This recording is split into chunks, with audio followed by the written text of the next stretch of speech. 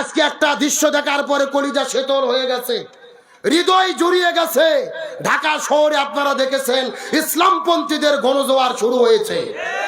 বাংলাদেশের সবগুলো ইসলামী দল এক মঞ্চে বসে গেছেন। জামাত, হেফাজত, খেলাফত, চরমোনাই সবাই এক মঞ্চে উঠে গেছেন। আলহামদুলিল্লাহ বলেন। আমির জামাত ডক্টর শফিকুর রহমান, চরমোনাই পীর মুফতি রেজাউল করিম, তার পাশেই দাঁড়িয়ে আছেন আল্লামা মামুনুল হক। 8 ইসলামী দলের নেতৃবৃন্দু এক জায়গায় হয়েছে। এখান থেকে আমরা বলতে পারি আলেম ওলামা যদি ঐক্যবদ্ধ হয়ে যায়, ইসলাম এই বাংলার জমিনে বিজয় হবেই হবে ইনশাআল্লাহ। এই দৃশ্য দেখে মনে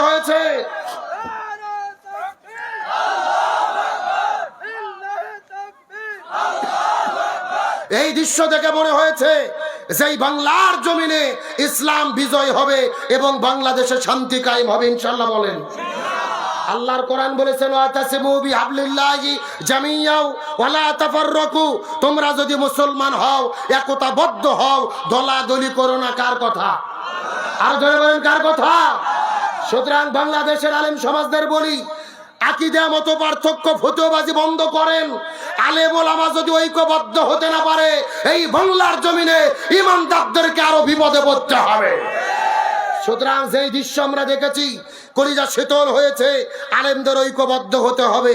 আল্লাহর কোরআন বলেছেন ওয়ালতাকুম মিনকুম উম্মাতুন ইয়াদউনা ইলাল খায়র ইয়ামুরুনা বিল মারুফ ওয়া ইয়ানহাউনা আনিল মুনকার, তোমাদের মধ্যে অবশ্যই একটা দল থাকবে যারা ভালো কাজের আদেশ করবে, অন্যায় কাজে বাধা দেবে।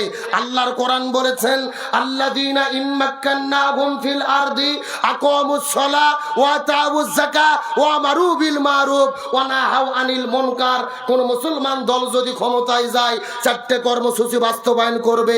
1 নম্বর নামাজ বাধ্যতামূলক করবে, 2 নম্বর যাকাত ভিত্তিক অর্থনীতি কায়েম করবে, 3 নম্বর ভালো কাজ চালু করবে, 4 নম্বর মন্দ কাজ বন্ধ করবে। সুতরাং আগামীতে এই বাংলাদেশে ক্ষমতায় যাওয়ার পরে এই 4 কর্মসূচি বাস্তবায়নের জন্য যারা ঘোষণা দেবে, ইমানদার মুসলমান হিসেবে তাদের পক্ষেই আমাদের থাকতে হবে। বক্তব্যকে আব্দুল সালাম যুক্তিবাদী না আল্লাহর? আরো ধরে বলেন কার? তাহলে দল যদি করাই লাগে কিসের দল করব? রাজনীতি যদি করাই লাগে কিসের রাজনীতি করব?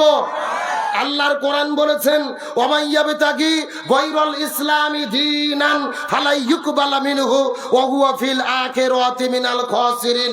ইসলাম বাদ যদি কেউ ব্যবসা করে, ওই ব্যবসা আল্লাহর দরবারে কবুল হবে না।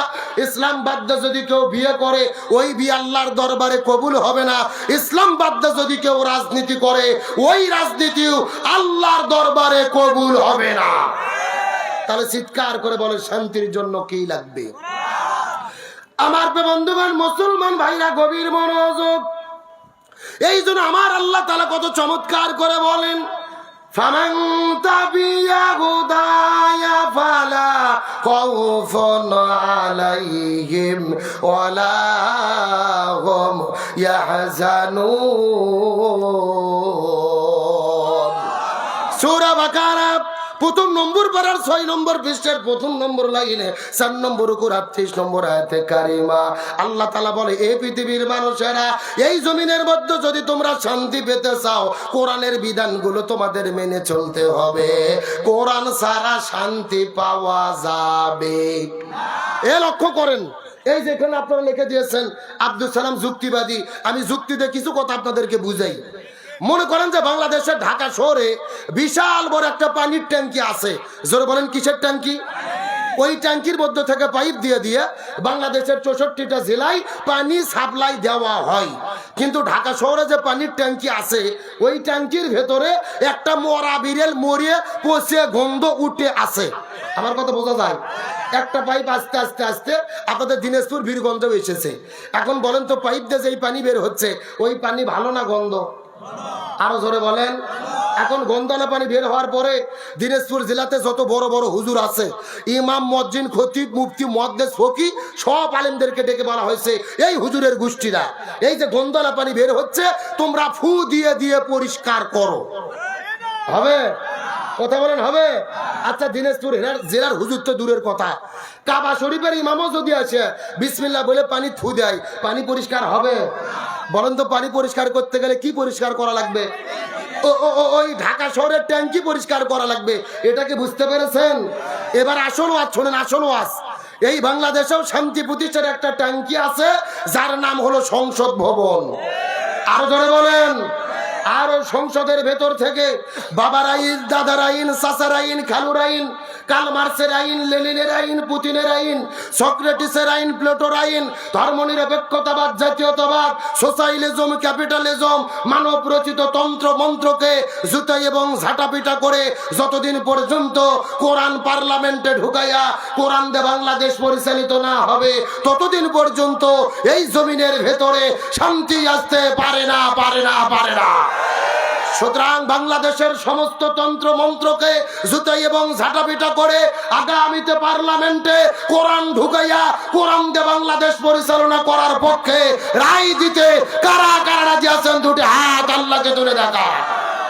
আমার নবীজি জমিনের মধ্যে কেমনে শান্তি কায়েম করবেন, বিষয়টা কত চমৎকার করে মেসেজ দিলেন।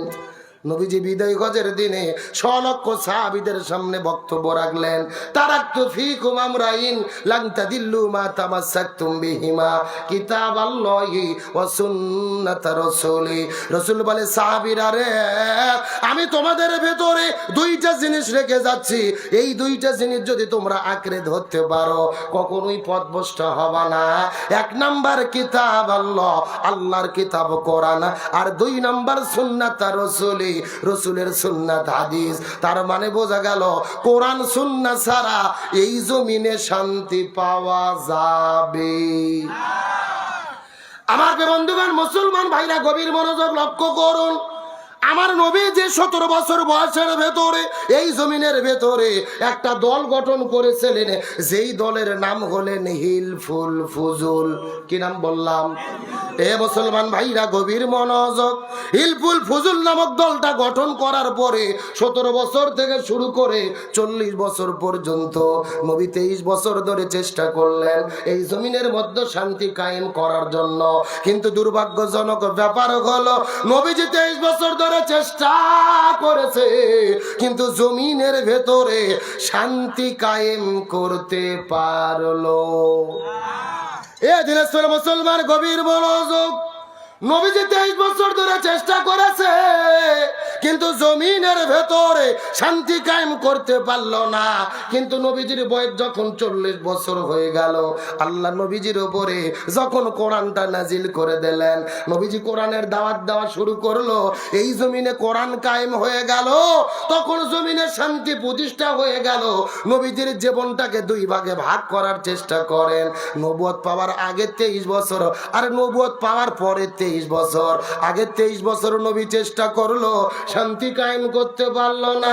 কিন্তু পরে 23 বছরের ভেতরে নবীজি কেন শান্তি কায়েম করতে পারলো, এর পেছনে কারণ হলো আগের 23 বছরের ভেতরে নবীজির কাছে দল ছিল, কিন্তু নবীর দলের সংবিধান আল্লাহর কোরআন ছিল না।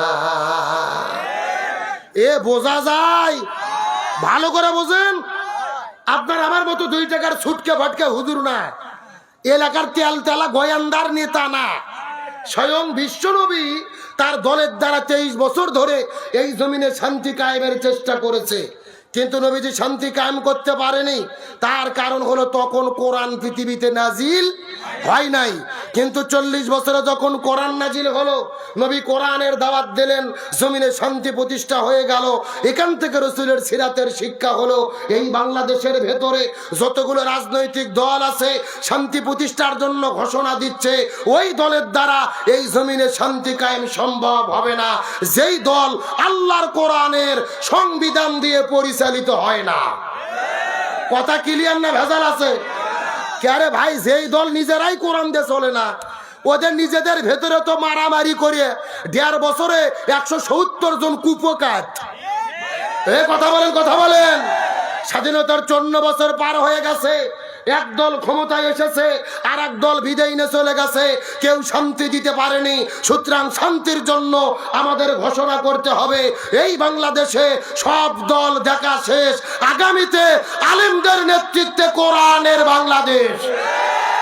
আমরা কোরআনের বাংলাদেশ দেখতে চাই কি চাই না?